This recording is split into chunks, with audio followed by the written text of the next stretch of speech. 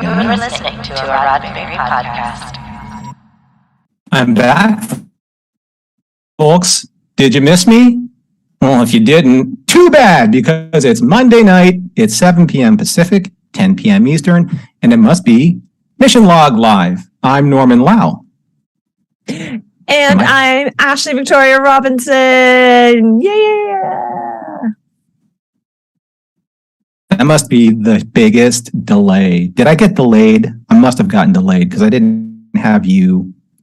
Okay, hold on a second. Hey, Ashley, apologize to everyone for my bandwidth right now. Sorry about Norm's bandwidth right now. Go ahead. And are we together now? Are we on real time? Are we working? Earl, am I working? Am I not?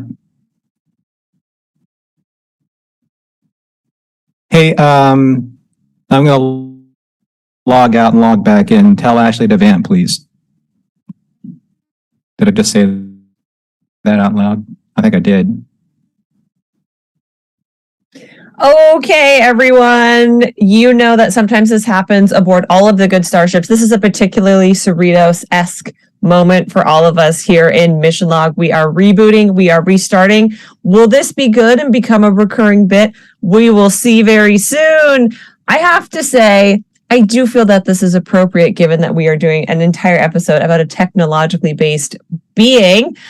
If over the weekend you missed any of the announcements at New York City Comic-Con, and if I didn't get to run into you on the floor and say, hey, I'm so sorry, but I had the best time there. There were a ton of awesome trailers that came out. So I want to encourage you to chat with us about that online, chat with us at Roddenberry, chat with me and Norm, because after Star Trek Day, this is probably like our last chance to get some super fun, happy time, hype Star Trek content before we start rolling into these new seasons. Of course, this would be the way for me to come back on the show, right? Hey! Like with a giant delay. That was so apropos. That was so amazing. But you know what? The show must go on. We're live. I probably said things that were like behind the scene things like, please Ashley vamp and save me because you're literally like the star of the show.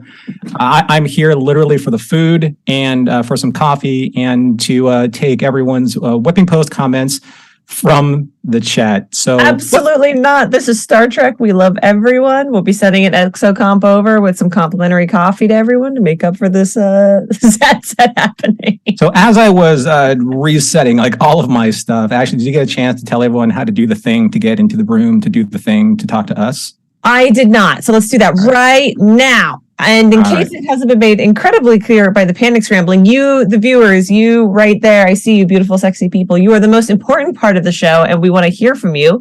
So click on that Zoom meeting link or use the one tap on your smartphone to call us at 669-900-6833. Enter the meeting code, and our esteemed Earl of the Green Room will let you in to chat with us tonight about what's happening to the crew of the Cerritos, or in this case, maybe some previous members of the cast of the Cerritos.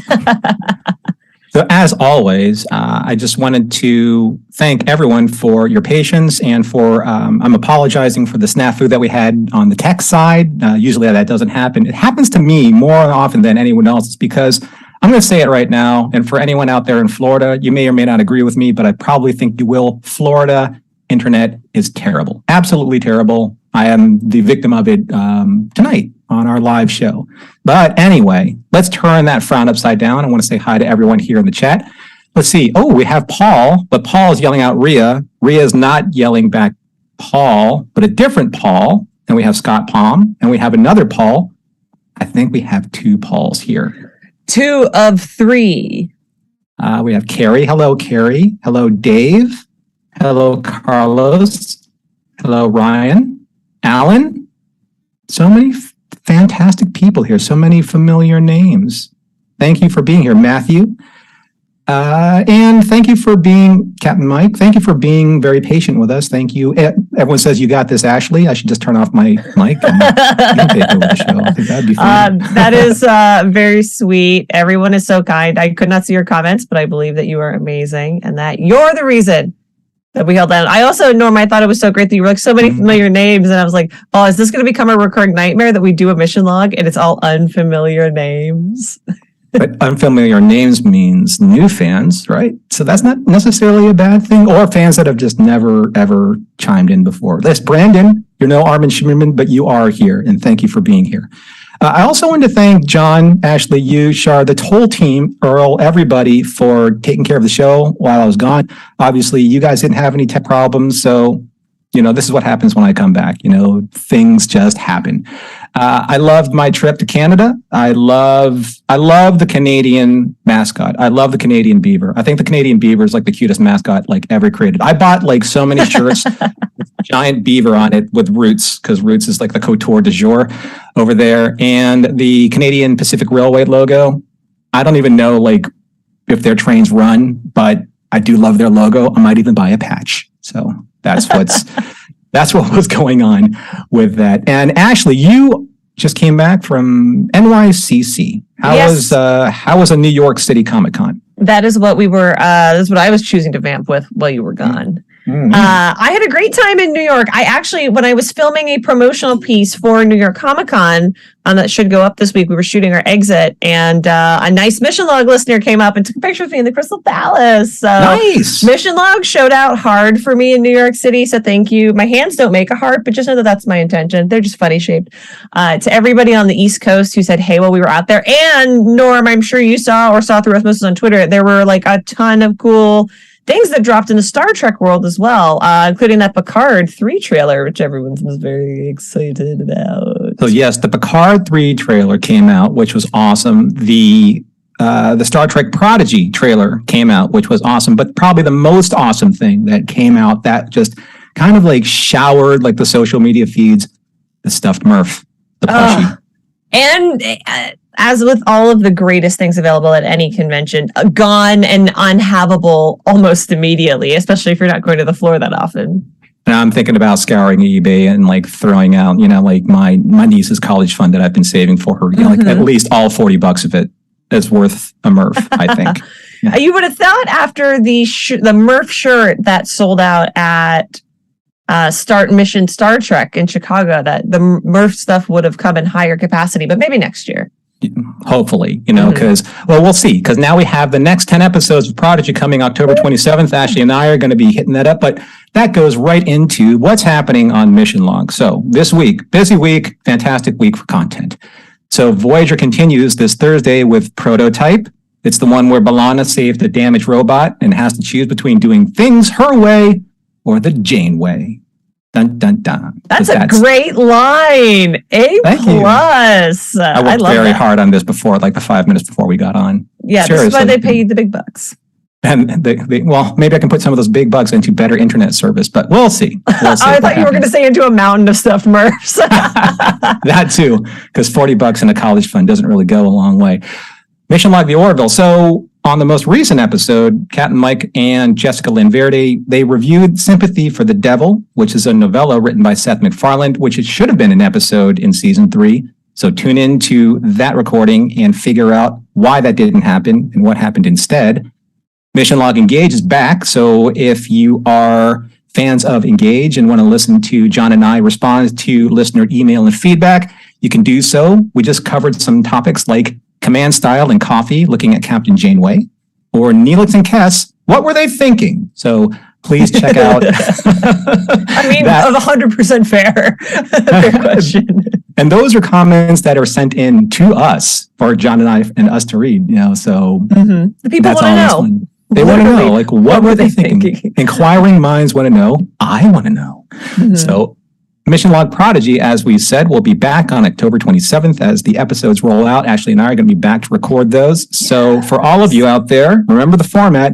Ashley and I review the episode, and then we talk about the morals, meanings, and messages. And then we talk about and feature our young cadets as they ask us the same questions we ask ourselves about the episode. So you can find all this content and more on the Roddenberry Entertainment channel on YouTube. Go to youtube.com/Roddenberry Entertainment. And for all of our podcasts, make sure you go to podcasts.roddenberry.com. We have something super exciting coming up next, right, Ash? Oh, the most exciting, something I can't even bear so the excited. responsibility of, and that is our beloved, our famous Twitter poll is back. But Yeah, big James Newton Howard swell in the background. The audience has spoken, and many of you have requested the return of the Mission Log Live full. And what better episode for it than this one? Seriously. The question: how did you react to the return of Peanut Hamper, who has now become one of the most controversial characters in recent #Star Trek history in, quote, a mathematically perfect redemption, 40, close quote. So, I was just kidding. 40 of you voted for. I've been awake for like 40 hours. 40 of you voted for. I want to see 80 next week. And so the choices were Troubled Exocomp Youth, 27.5%. Wolf in Exocamp Clothes, a whopping 72.5%. So I would say that was taken in a landslide. We would love to hear what you have to say about this in the chat. But now it's time for the recap. Oh, I love the warming of the hands. The warming of the hands, that's serious business. Like a tiny criminal. Well, thanks everyone for participating in the Twitter poll. We're going to get more of those out as the episodes roll. But here we are. Here we are with the recap of A Mathematically Perfect Redemption. Previously on Lower Decks, the USS Cerritos is about to be destroyed by the Packlids, and it's up to the Ensign Exocomp, Peanut Hamper, to save the day by risking everything to upload a computer virus on the Packlid ship to stop their attack. Nope. Turns out that Peanut Hamper is out for herself and beams into nearby space and out of range of the fighting, only to witness the USS Titan save the day and tow the Cerritos to safety from the debris of the battle, leaving Peanut Hamper adrift and alone. Now, after some time has passed, Peanut Hamper has constructed a makeshift warp nacelle along with her exocompish friend Sophia to keep her company. And when Drachmani scavengers appear, Peanut warps out of there, leaving behind Sophia to take one for the team in the scavenger's tractor beam. But Peanut's shoddy warp engine only takes her so far as it breaks apart, causing Peanut to plummet into an uncharted planet. As she comes back online, she finds herself at the mercy of Kaltoris, leader of the Areolas, the Ariors, who one later may call a poor man's Aurelian. They are a winged bird-like culture who live amongst the trees, and Peanut Hamper is revered as somewhat of a deity amongst them, although it does curry favor when one is able to create candy for the village children out of thin air. As Peanut Hamper continues to shower the Arior with her signature brand of general disdain and condescension, she's shown the true beauty of their land and culture by Rada, son of Kaltoris. And after a brief yet necessary montage of watching them grow closer as beings while learning about each other's differences, Peanut and Rada discover that no matter how complicated the parts, given enough desire, you could always find ways to make things fit. After their interlude, Rada bones up Peanut on how the Arior swore off their once superior technology so they could live peacefully and not constantly amidst warring spacefaring races. Ashamed of the good that Rada sees in her, Peanut confesses that the only reason why she's on Areolas is because she fled when her friends needed her the most. Even so, after a time, the two stand before each other, ready to exchange their wedding vows. Suddenly, the Drachmani scavengers appear and begin tractor beaming up the very ground where the Arior village stands, which is atop their ancestors' ships which have been buried for generations. Peanut Hamper sends out a distress signal, which is intercepted by the Cerritos. Captain Freeman orders Boimler to set course for Areolas to solve the mystery of her wayward ensign. Just as the Cerritos arrives, Peanut Hamper commandeers a Drachmani shuttle, rams their lead ship, and ends the Drachmani attack, all the while looking like the proverbial hero to her former shipmates, especially Tendi. And when it seems that the Drachmani are defeated, Peanut Hamper confesses that she's changed and has learned so much about being a better Starfleet cadet, thanks to the lessons that Rada and the Arior have taught her. However, the Drachmani leader powers up one of the ancient Arior ships and attacks both the village and the Cerritos, claiming that a Starfleet communique told them about the ships to begin with. The Drachmani leader even plays the message for everyone to hear. It's Peanut Hamper who sent the message. She confesses that her plan was to simply trick the Drachmani into attacking the planet so the Cerritos would find Peanut saving the day, looking like the hero all the while so that she would be taken back with open arms. And after defeating the Drachmani and sorting out the deeply psychotic machinations that Peanut Hamper executed upon the Arior just to make her look like she's still worthy of Starfleet, Peanut Hamper is considered too dangerous to remain at large. Peanut even tries one last desperate attempt to contact the Borg, while Shax holds her in custody.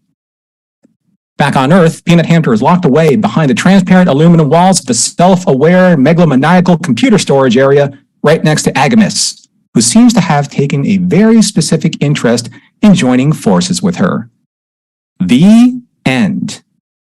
Woo! Deep breath and applause, everyone out there. Applause. Thank you very much. Applause. Sorry, Jessica Lynn Verdi. Applause. Applause. We leave that joke out there every single time. It really doesn't wear out its welcome for at least a few seconds, at least. Yeah, totally. How did you feel about this episode, Ashley? I know that we have a lot of callers lined up, but I do want to give us some time to talk about this episode, especially in lieu of the Twitter poll, because the Twitter poll is so overwhelmingly on one side of the equation.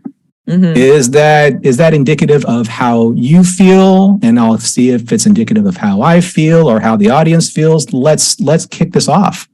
I would say that it is largely and broadly indicative of how I feel. And I know that when we do a Twitter poll and it's a this or that, of course, it's a broad generalization. There are a lot of elements in this episode that I really like.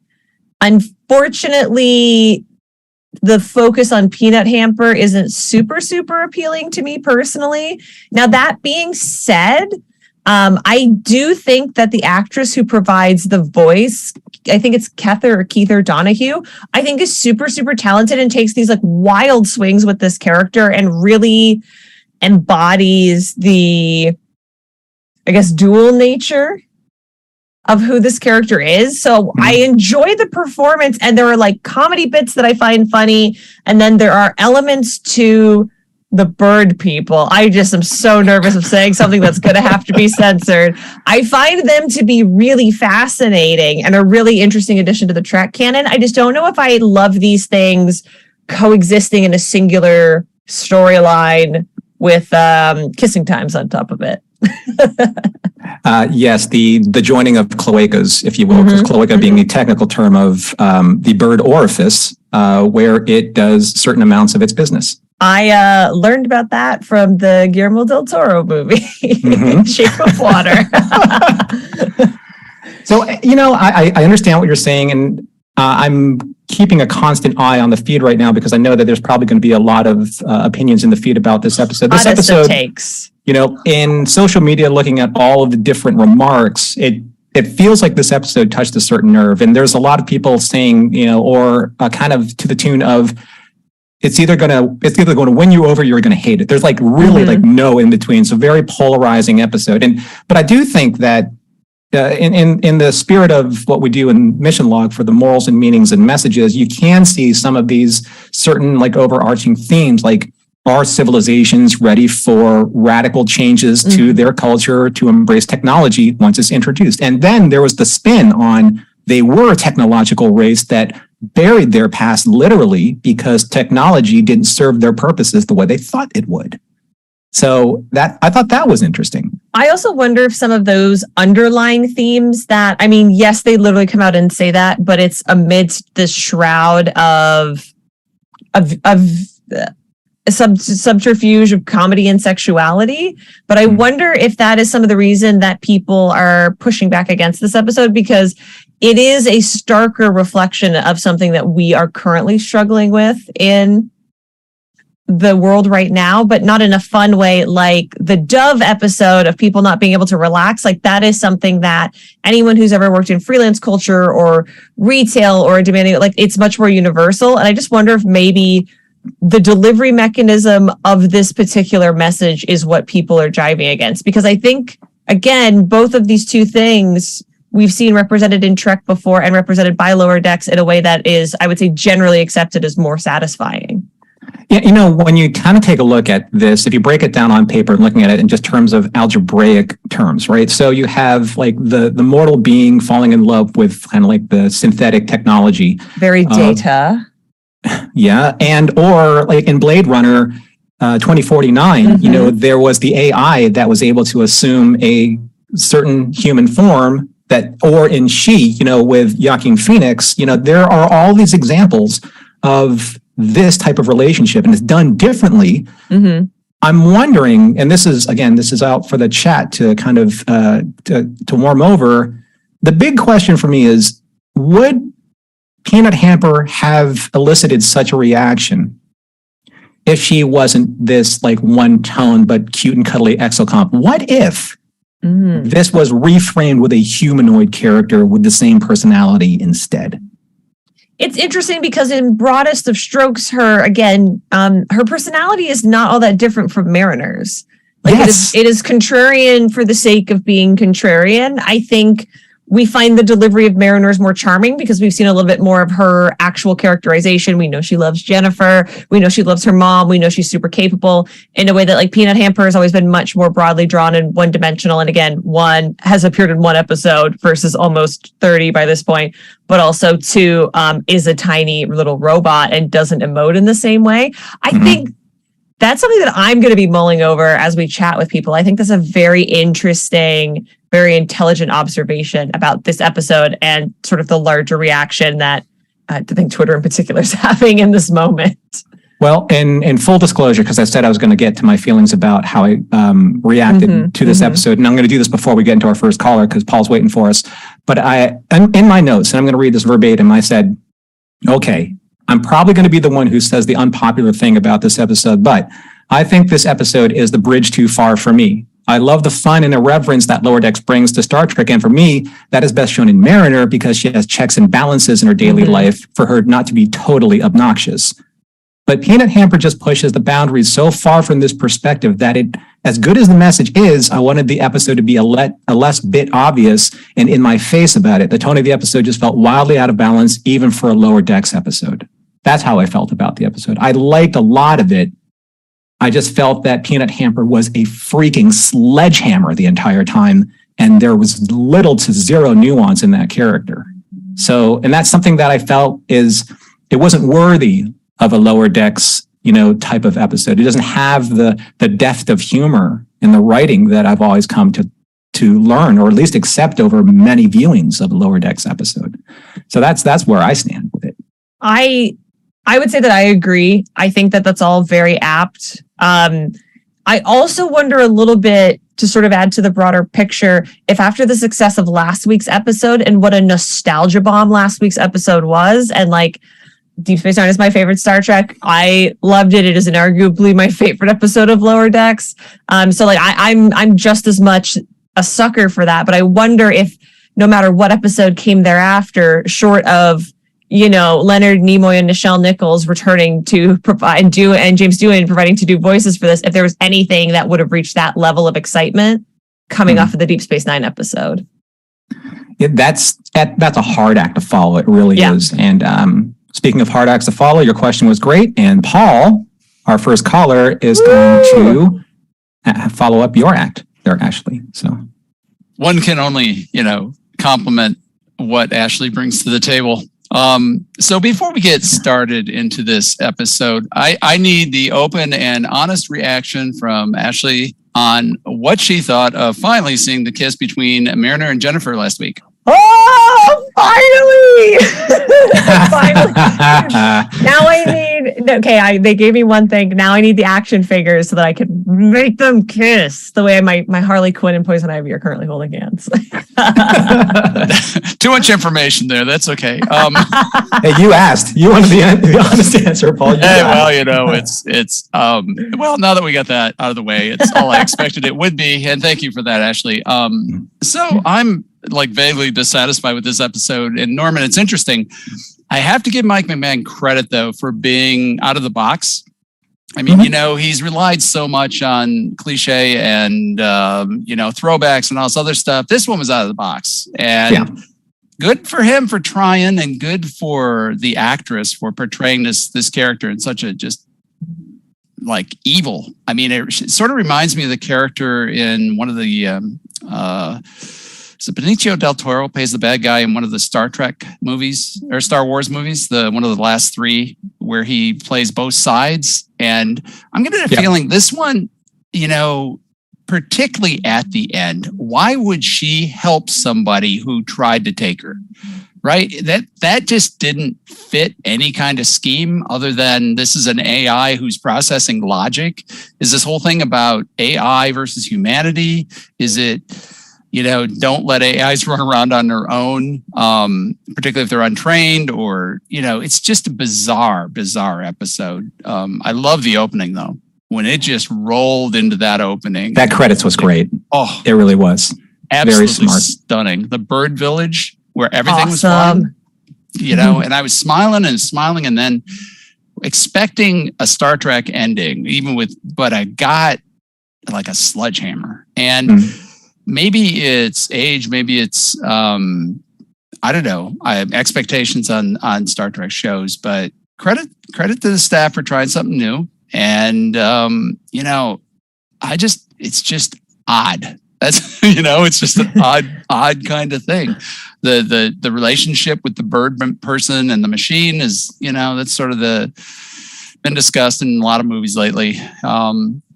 I just am confused, and hopefully next week I hope they keep them in that cell. Did you get the feeling that last scene with everybody in the cell is that they're all going to plot to overthrow everything? There's a comment that I want to read for you from Ryan, and I agree. And I think that I wrote this in my notes, I just haven't been able to get to it yet. But he says, truthfully, I suspect this episode is going to be building to something else. That's what, when you have these strong one-offs that don't really have a logical conclusion behind them, or at least within the traditional beginning, middle, and end narrative, that means that either, you're right, Mike McMahon was way out of the box with this one and just said, hey, you know what? If you don't ask, you don't get. And if you don't go for broke, you don't know. Yep. Or it's going to lead to something else. John Arminio says, I thought the episode was a clunky experiment that could have gone better. I didn't love it or hate it, but is it because we haven't seen the conclusion of this particular story that was told in such an abstract way of what has led up to this moment? Ashley and I were talking about this offline, and they said, when you have 9 out of 10 hours that are going to be told one way, and you have that one oddball hour that's told a different way, you kind of ask yourself, is that the best use of that last hour? Or one of those hours that you have so very limited time in telling your story for that total of 10 narrative hours? Or 10 narrative episodes, I should say, instead of hours. So yeah, it feels odd. It feels out of place. It's definitely square peg, round hole, or cloaca and exocomp orifice. So I just want to say that, coming back after being off for a week to do this episode in particular, I feel like speaking with everyone so far has been really refreshing. And I so appreciate that. I feel like it's the most Star Trek fan thing you can do, to be like, well, I don't know if I liked it, but here's the value in it. And I appreciate what they were trying to do. And that was really forward and progressive. This feels like the most Trek appropriate total conversation we could be having about this episode of Star Trek right now. Mm-hmm. Or I'm gonna close before we move to Alan with this. We just found out this great trailer from Picard where we've saw an entity that we thought was long since buried, right, come out and become this relevant creature. Maybe he got a view of the trailer, and who knows where Peanut Samper is going to end up in season 5 next to the other guy. I who knows. But I'll give him the benefit of the doubt. He's delivered some high quality stuff with that staff of writers, and pluses for experimentation, a couple minuses for execution, particularly the ending. The ending was really clunky, but anyway, it's so great to see both of you, and we'll pass it over to our friend Alan. All right, thanks, Paul. Thanks for calling in. Good seeing you. Good seeing you. Okay, before we get to Alan, we are at half the hour here, the bottom half the top half going into the bottom half. And I want to talk to you a little bit about Patreon, because Patreon is something that we are very proud of in the Mission Log community. And we want to talk to you about some of the new things, some of the new programming that we have going on in Patreon. Now, a lot of you know, and hopefully some new folks in the chat will learn about, Patreon is our subscription service. You go to patreon.com/missionlog. You take a look at different tier levels where you can subscribe to us, and then any tier level that is $1 or more a month allows you to become part of our Discord server. And our Discord server has a variety of subchats that are talking about all things Star Trek, and also different things like food and music and books and other movies and other fandoms, et cetera, et cetera. Now we have like an expansion now of different live shows that we have during the course of the week. Starting with The Orville, that's helmed by Captain Mike Richards of Mission Log The Orville every Wednesday night at 8 p.m. Eastern Time, 5 p.m. Pacific. Mike is doing the recap show, and I think they just finished or about to do About a Girl, which is episode 3, season 1, and they're moving on forward from there. On Sundays, we have Stargate Sunday, hosted by yours truly at 2 p.m. Eastern, 11 a.m. Pacific. And I just finished my first viewing of SG-1, and now a lot of people that love Stargate are interested in joining up because they want to talk about Stargate Atlantis, which is what we're going to be talking about on Sunday. And then the new show that's coming up right now is a kind of like an homage to the Twilight Zone. It's a chat starring one of our Twilight Zone experts, Matthew, on his Time Enough to Chat live channel. So if you want to see and talk about all about that, please visit patreon.com/missionlog. So many things are happening there. The community is growing. We would love to have you there with us.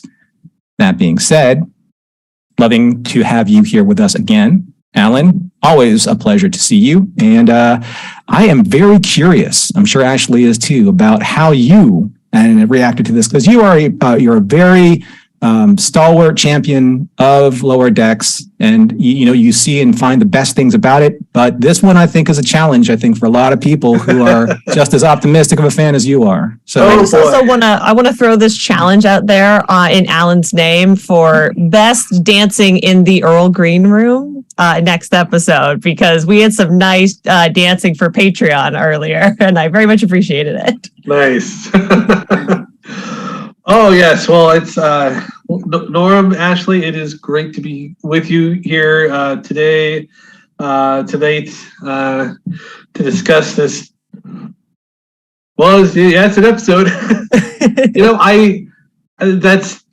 That's being a little bit facetious, because, as you said, I'm kind of a cheap date for this show. I'm not. I've seen like, oh, what a waste, and as you said earlier, they've got X number of episodes. Is it worth it to devote this, one of them to this story? And honestly, at the end of the day, if I'm entertained by it, if it's an entertaining episode, then I'm happy. And I can honestly say that I was entertained by this. Like Paul, I kind of have the same sort of gut reaction to sort of the Peanut Hamper story arc, I guess, for want of how to put it. The fact that it started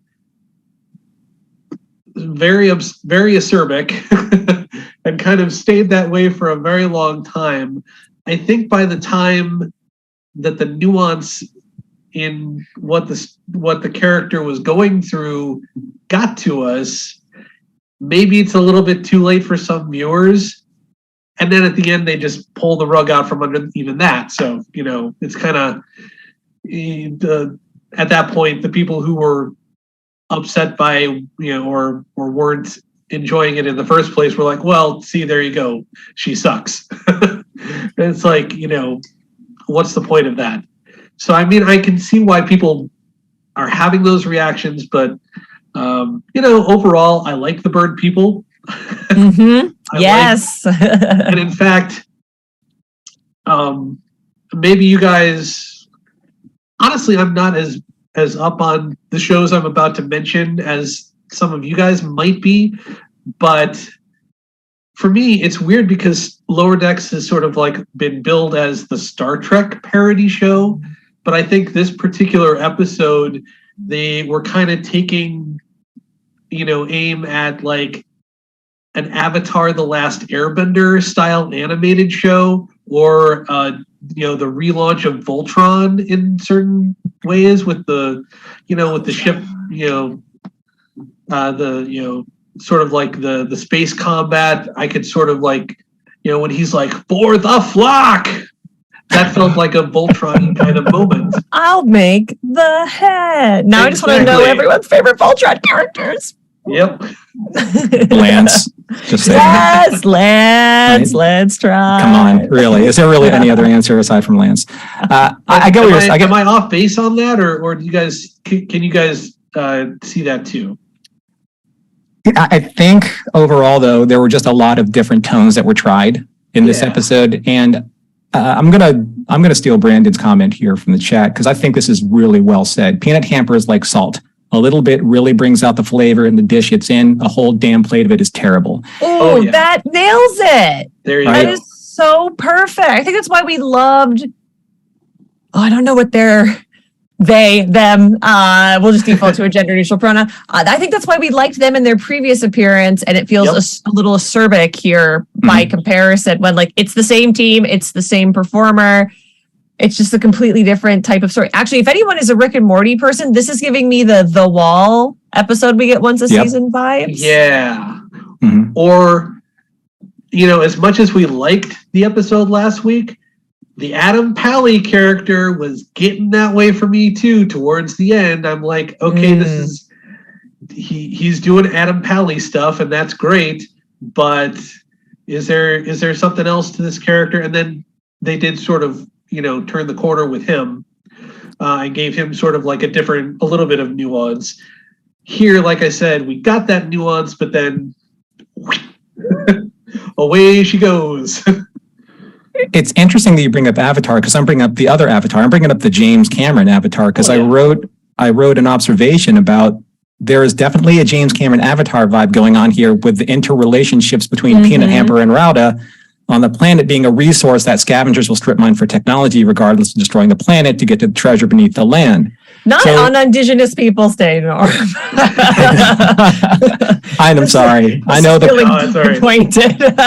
coincidence is too thick. Much like Peanut Hamper's heavy-handedness. So I'm just, it was very one tone. I think the biggest problem that I had with the episode was there's so much nuance that's like written into a lot of the characters, regardless of main or supporting, like in Lower Decks. That's like just something that I've come to expect from the writing and the deftness and the cleverness, of what's being written for the characters and the subtleties. And this character was just, again, it was one speed, one tone all the time. You didn't even like buy the subterfuge. You're just like, this character, they, it, whatever you want to call them are evil, right? And you don't even give the character the benefit of the doubt because you know that there's no benefit of the doubt to be given. It's already been telegraphed since the very beginning. But by counterpoint, are we expecting too much? Like as illustrated by the final shot of this, there are a number of evil computers in the Like, are we wrong? They're all going to go. It's the children. The children are out of touch. Yes. I'm in olds. Ash. Look, if you got that Simpsons reference, you're not a children. I'm sorry. Exactly. We're Sprightly 21. Only good episodes. Yeah. It stopped there. I have a theory. Like you have all of these powerful like AI programs, like all in the same jail cell, all next to each other. What could possibly go wrong? So here's my theory. Because I texted this to Shar and I said, Shar, I know that, this is probably never going to happen. But I said, you know what? I think they're going to find a way to tear a hole through space-time. And this is how you're going to get the Lower Decks crew into this strange new world's reality. Wow. And even better, because this is never going to happen, but if it does, it'll be the greatest thing ever. This is how Agnes becomes Jeffrey Combs in real life on Strange New Worlds. Oh my God. Oh, man. In human form, so you get Jeffrey Combs on another series. I mean, like hashtag Jeffrey Combs for everything. Right. Like I can argue there. That's my prediction. I'm sticking to it. I will say one other thing, hopefully, one other thing about this episode that sort of didn't quite hit for me, and maybe it's just the writer's hat. I'm trying to predict the way that the story is going to go. But, talking about it being an Avatar-like story or a Fern Gully or whatever sort of like Dances with Wolves. Fern Gully. Person from an advanced culture comes in and interacts with a more primitive one. so to speak, or so they think. The idea there was something about I thought it was going to be a story a little bit about rapid, and I think you touched on this a little bit earlier too, but rapidly introducing technological change to a culture and the impacts that change would have on that culture. And, what happens when suddenly all 36 of your children survive when that's not what you were planning for? How do you accommodate that?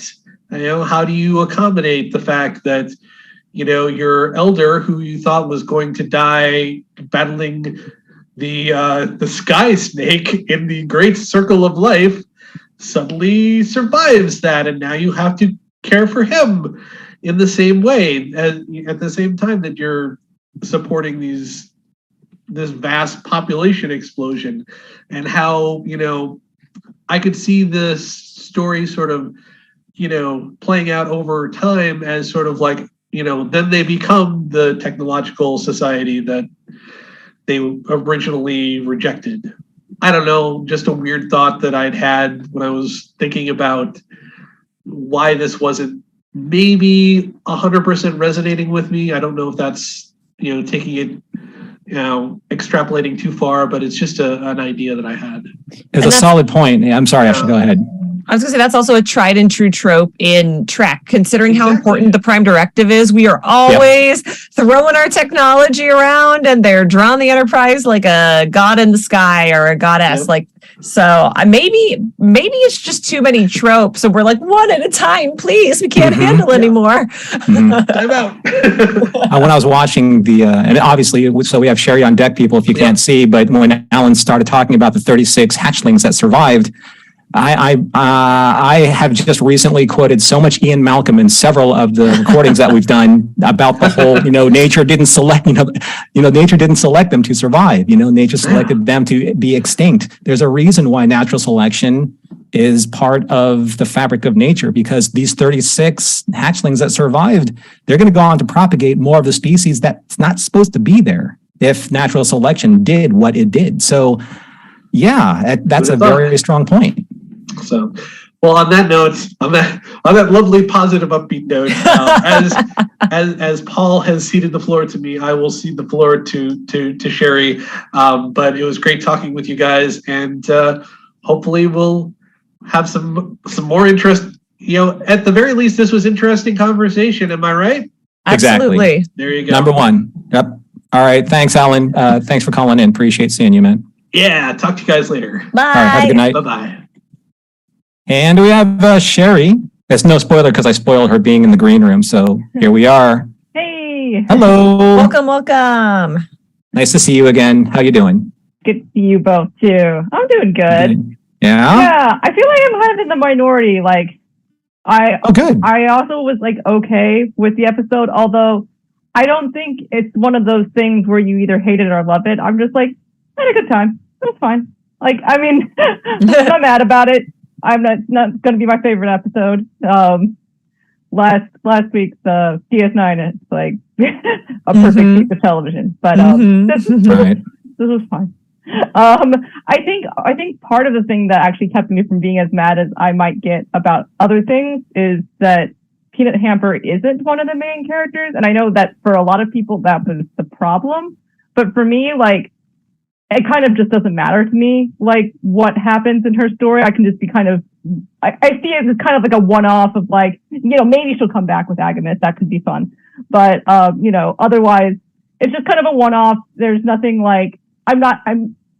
if I didn't really necessarily feel like she acted out of character because I don't know enough about her character to say she wouldn't do this or she would do this. I think that made the poll hard to answer too, because actually at the beginning of when she first started to seem like she was maybe being redeemed, I thought, well, maybe she will be a good person. But I wasn't shocked when it turned out that she wasn't either. I just didn't have any emotional attachment to one way or the other. I was just oh well, that checks out too. I guess I had this weird kind of assumption that if she was created by Starfleet and programmed by Starfleet, therefore she would think and act like Starfleet, right? Mm-hmm. I don't know. Like, that's what I'm thinking. But that was Data's whole premise, though, that the Exocops had, gained sentience, and obviously they can then be their own people. And if you can be your own person, you can also be a bad person. I guess so. I mean, yeah, it's just a huge radical change. I mean, again, what do you expect when they kind of like painted the picture at the very beginning where, it's like, here's the Starfleet heroic mission that you need to go on because this is what Starfleet does. She's like, nope, see ya, bye.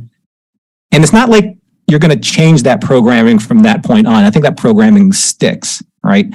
So I don't know, maybe this is one of those kind of things where I need to rewatch it again and maybe see if there is nuance there. It's just the few times that I did watch it in preparation for the show, that's not what I got. I wanted to, there's a great point that Carlos brought up about the natural selection of the bird people. And he said, natural selection doesn't play in here because the culture didn't arise naturally. It was contrived by the ancestors. No, I get that. But the point is that, if you're going to interfere with the natural selection of something, you're obviously changing something not for the right reasons, whether it was artificial to begin with or not. So, yeah, I don't know. Ashley, I was like, do you think that if you watched it more times, you would get more out of it? I don't think I would personally. My opinions on things don't change a lot the more I revisit them. It usually just kind of backs up whatever biases I already had from something going in, unless it was like seeing a trailer versus like seeing a full-blown episode. I've watched this episode twice.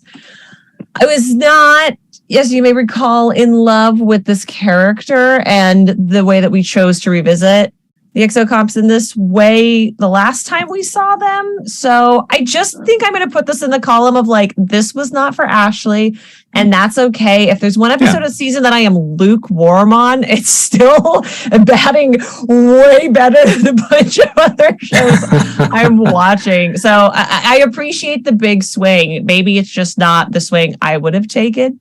That's okay. I was waiting for Harvey Birdman to pop out of the side somewhere. Because they were so drawn like Harvey Birdman, right? Heather Donahue, who provides the voice of Peanut Hamper, is also the lead of a show called Bird Girl. I was looking at her IMDb the other day. So you evoking Birdman there was just very funny in a weird, like, intersectional way of this actress's career. Apropos. One last idea for me, Sherry, and then we're going to have to say goodbye to you and get to our next caller. I did want to ask if either of you have ever played Breath of the Wild, Legend of Zelda, Breath of the Wild, because specifically because the bird people in it, there's a bird people in that game, and the bird people in that game reminded me exactly of the bird people in this show. And I think that's part of the reason that I actually didn't mind. Like, I liked the episode because I liked the bird people in that game. So I was like, oh, it's like being with the bird people in that game. I just liked it. They're all Doritos. So a silver lining for every viewing. Zelda fans are going to love this one. I'm going to so date myself with a Zelda. The last game I played was Ocarina of Time. No, wait. Wind Waker. I love that one. Yeah. I think the Dorito are also in Wind Waker, but they look very different than they do in Breath of the Wild. Yes. I actually just got Breath of the Wild, so I'm about to have played it. So I'm going to look out for the bird people. Yes. Rito Village.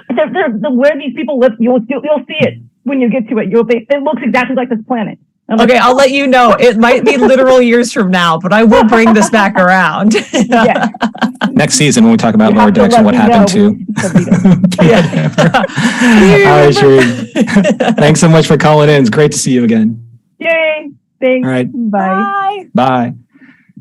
And next up, Rhea with a not so controversial wallpaper for today's episode. Coming with set design. What's happening? So I have to defend this episode's honor. Do it! I actually was shocked to see like the almost universally negative, reaction to this episode. I have a lot to say, but I'll try and be brief. So I love how New Trek is swinging for the fences on a lot of stuff. Like, you know, Discovery is just not for me. It's one I like to watch on mute because of the beautiful men. Strange New Worlds, you know, you had the fantasy episode, not my cup of tea. I've never seen a fantasy anything in my life. I've never seen a horror movie in my life. So, you know, those genres kind of lose me, but Strange New World is so good. This episode, another swinging for the fences. And it took me back to all those cartoons in childhood with like in every single one, there were birds that went, caw, caw. I love that. You know, I can't even name any shows that it reminded me of because it was so long ago, but I love kind of that childhood nostalgia for me. Peanut Hamper, I do agree with people like Peanut Hamper. Who cares about Peanut Hamper?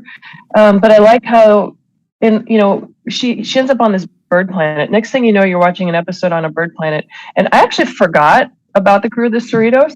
Mm-hmm. And I was a little bit surprised when they showed up at the end and then remembered it was a Lower Decks episode. So I do like when Star Trek can take you out, kind of like the DS9 episode that's my favorite that I can't think of the title of right now. Far Beyond the Stars? Beyond the Stars, yes. Not Beyond the Star, which is an animated episode. So I do like when Star Trek does that. Assignment Earth kind of being another one. And I thought there were a lot of Star Trek themes in this episode. It reminded me of... Wait, did you say Assignment Earth? Yes. Oh, you're not talk. You're not talk. I love Assignment Earth. All right. Even before, the supervisors made their return in Picard. But why am I blanking out on episode names? Kirk and Miramani. Oh, This Side of Paradise. Is it The Side of Paradise? No, Paradise Syndrome. Paradise is the one with the spores. Right. Yeah. Paradise Syndrome. Yeah. I am Kirok. Yeah. I was getting a little bit of Paradise Syndrome vibe from this. And I actually, so I'm obviously not a very discerning viewer of anything because Peanut Hamper had me fooled. I thought she was, I don't know, going to change her ways and become not evil. So it did fool me when she, at first when she sold everyone out at the end. But I was so glad she did because it would have been too Pollyanna, rainbows and sunshine if Peanut Hamper were redeemed. And that's kind of what shocked me most of all, that people were so unhappy with that. But what about Lore? Mm-hmm. Lore's another one that's pure evil, irredeemable, one note, just a bad guy. Peanut Hamper, I genuinely think that she, considered staying on that planet for a little bit. And I don't know, at least the thought crossed her processors. But she's a narcissist. They don't change. I really appreciated that dose of realism in there. And if you've ever known someone that's like that, I hate to say it, but there's some people that there's just no redeeming. And, it's happily ever after when they do come around and become not evil. But that's why I asked, would it have been different? And obviously, in your example, it is, for many people that if it was a humanoid character with that kind of just, invasive narcissism all over the screen, would it be, accepted as differently? Yeah. And we know when we're seeing Lore, we even know that it's not Lore when it's Lore, because there's just a certain, like I said, that just kind of that narcissistic quality, even in an android, kind of seeps through.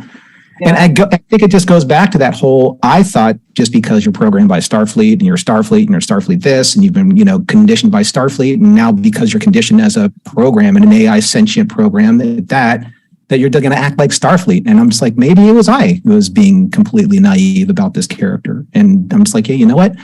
I didn't give the character due because I was judging it from what I think a Starfleet character should be acting like, as opposed to the character itself. I had two thoughts from what Rhea brought up. And firstly was bringing up the idea that if Peanut Hamper had been redeemed, that would have felt disingenuous. And as you were saying that, I was like, yes. So I guess I would have been dissatisfied with whatever they did, no matter what. So again, maybe that's on me. But also it was so interesting that you evoked Lore, because I love Lore as a punchline in Lower Decks, but I despise Lore as a character. And then I was like, maybe all of this pseudo-narcissistic characterization is just bringing up all of our dating histories. And it's becoming evident through our output on social media, who maybe had one go around that wasn't that great. Yeah, and Norm, what you said made me think of because I was stroking my beard thusly. Some of the other androids that are programmed by Starfleet, or at least by people in Starfleet, of course, the ultimate computer. Yes. And Lore being another one, and basically anything that Assume touches, aside from Data, that turns evil. You're not wrong. Where's the lie, You're not wrong. There's one other I was thinking of now. I can't remember. Oh gosh, I'm tired. I'm sorry. My brain's fried. Flying planes is hard. Captain Mike can do it. I thought anybody could do it. No, my brain's fried. I know. Now you should try. We should give you a podcast on top of that to talk about as you're flying planes. So, Hey, why not? That's a tradition. No, but you make a really good point. And I'm glad that you're advocating, for the episode, because I think that in the social media space, I've seen kind of like the sliding scale of positives and negatives. It's like a lot of people like giving it the episode a try. They just weren't like fans of the Peanut Hamper character, but they liked the rest of the episode and the messages. And that's just like the one sticking point.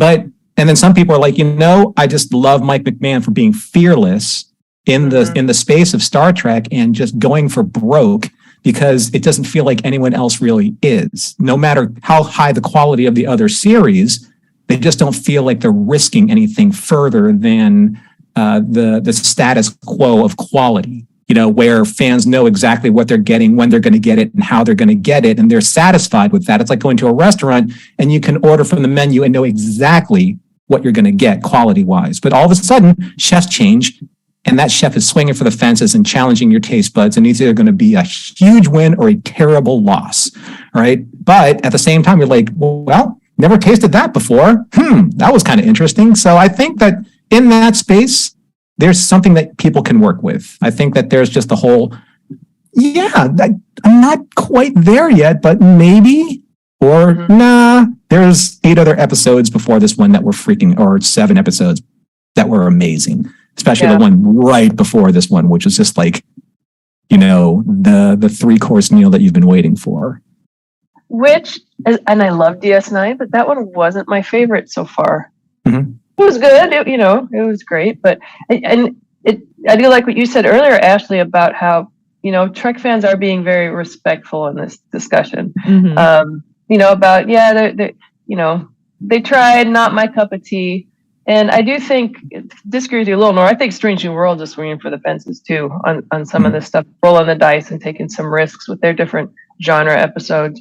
When they do a musical episode, which I know they will, I'm going to roll my eyes and, whatever.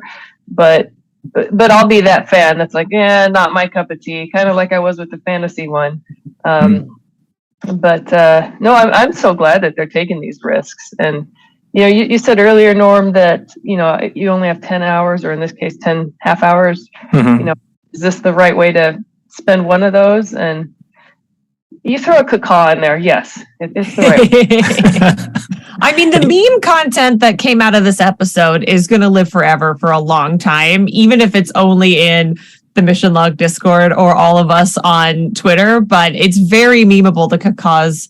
Like we will see Bird People cosplayers. I can't say what I'm too delicate. At STLV next year. Mark my words, we will see Bird People. I can't wait, especially one with abs like that. Yes. Oh, yeah. Well, you had to love, Rada coming in and just being all glistening, right? And proud. Just like literally like strutting like a peacock just through the crowd, like, hello, ladies. Hey, Rhea, is this the first time that you and I have been on Mission Log Call together? I think it is. I think so. Oh, I'll stroke my, I'll do the full, Kung Fu master stroke on the beard, all the way across the chin. Sorry, y'all. I need to shave, but yeah. We have about a minute left with you. Any last parting thoughts for us before we let you go? I would debated doing a really loud caca, but that wouldn't be very nice. So, small caca.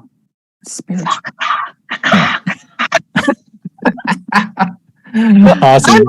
Another great episode. Thank you for letting me on to defend its honor. And thank you for defending its honor. I thought that was amazing. Mm-hmm. But I am looking forward to the Peanut Hamper and Evil Jeffrey Combs computer collaboration that might be in our future. Mark thine words, or my words. Mark my Yes, words. we'll see if people's view of this episode changes after all of that. If that actually happens, this could be like the greatest episode of all time. Who knows? Exactly. I would love that. That would be so amazing if we were all like, we didn't even know what we were talking about last year. Yeah, it's like the ignorance level of what was going on was way high. So. Everyone's gonna be like, Rhea was so right. We just need to listen to her forever. We'll make those shirts. We'll make them. Rhea was so right. So right. Yeah. Aria, thanks. Appreciate you calling in. Thanks a lot. Great to see you guys. Bye. Well, for a seemingly controversial episode, it was, like you said, it was a pretty robust conversation. Nice to see a lot of sides represented here. I have to say that I'm always so impressed with what everybody brings to this episode. Spoiler alert, Norm and I will chat a little bit before we start the episode. And everyone comes in and blows my mind each and every time. And I feel like I've gone away a smarter viewer of this episode now. I don't know if my large scale opinion on it changed, but I've had a lot of interesting mental stroking of my own beard. And I just really appreciate that that's what everyone brings to the show each and every week. Nobody skims on the opinions. Well, I think that, we are fortunate to have, a viewership and an audience and, a body of fans that I think that really like reverently look at Star Trek as a whole. There are going to be favorites, obviously, that the cream rises to the top differently for everybody. Mm-hmm.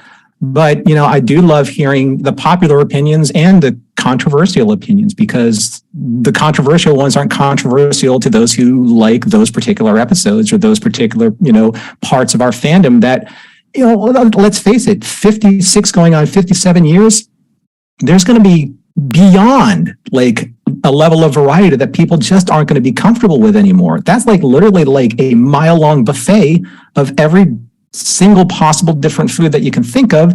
You're not going to eat it all, and you're going to scoff at some of it. And you're going to be like, why is this next to this? They don't belong together. But at the same time, though, it's this great melting pot of opportunities to be able to find something that you like.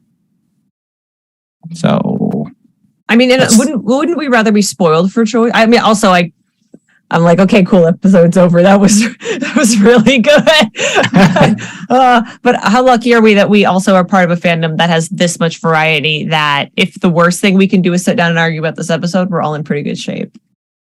And on those words, wise words to end on, Mission Log Live is produced by Roddenberry Entertainment. Technical production on Mission Log and Mission Log Live provided to you by the Duke of the Earl of the Green of the Room. Be sure to visit podcast.roddenberry.com for the latest from Roddenberry podcasts. If you'd like to support Mission Log directly, give us a look at patreon.com/Mission Log. Thank you to Ashley V. Robinson for co-hosting this week. Always glad to have you here. And thanks to everyone who joined us live or will join us later. We look forward to discussing the next episode of Lower Decks, Season 3, with all of you next week. This is a Roddenberry podcast. For more great podcasts, visit podcast.roddenberry.com.